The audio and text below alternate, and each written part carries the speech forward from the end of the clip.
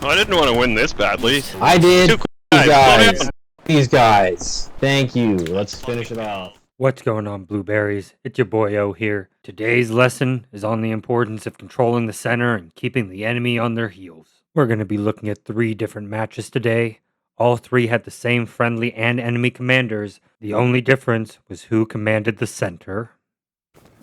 Hey boys, I'm going to be putting an OP down near rail crossing and then going up to push Hey, the M point. Squad, you mind putting the garrison down on that point? I put supplies there.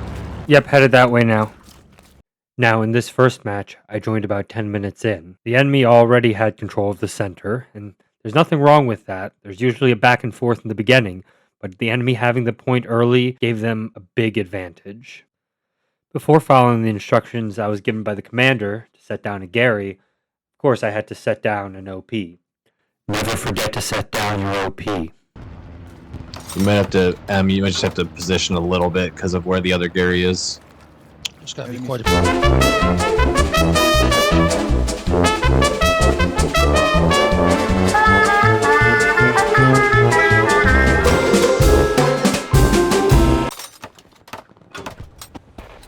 Alright, garrison's down.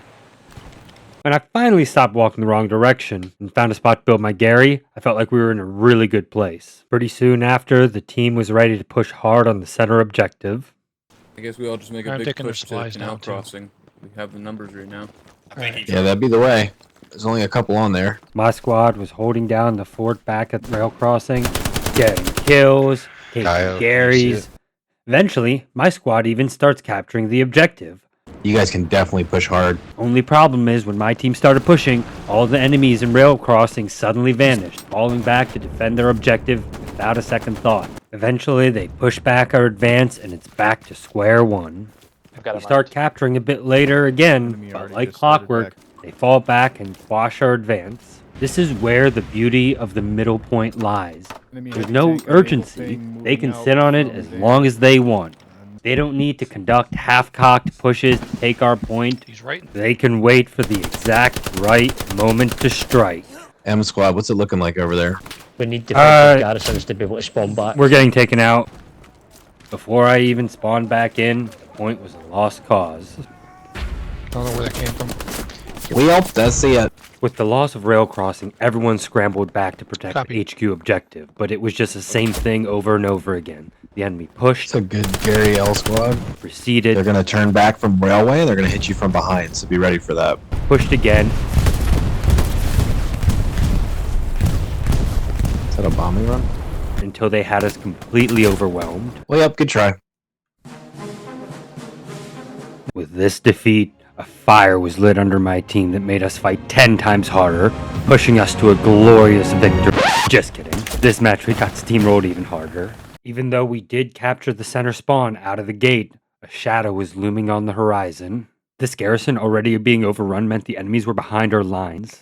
By the time myself and another squad leader discovered their garrison, it was too late. Our defensive Gary is red, and our other Gary's down. We have no Garys on point. Someone needs to build one. Without any way to spawn on the point, they start capturing it shortly after. Our problem was that even though we captured the central objective, we didn't secure it before pushing further. You can see we have players capturing the next objective when we are seconds away from losing the one we're trying to protect. Let's skip forward a bit because they basically steamroll us for the next 15 minutes. Around that Garrett. They're already capping.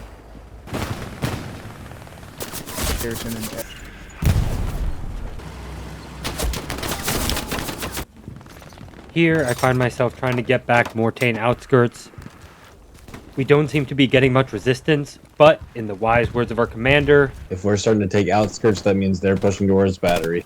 but the nice thing about having the advantage is they can drop everything and defend at a moment's notice. There's that tank coming in. Look to the south of outskirts. You're gonna get a tank coming in. Yeah, they rushed back here real quick.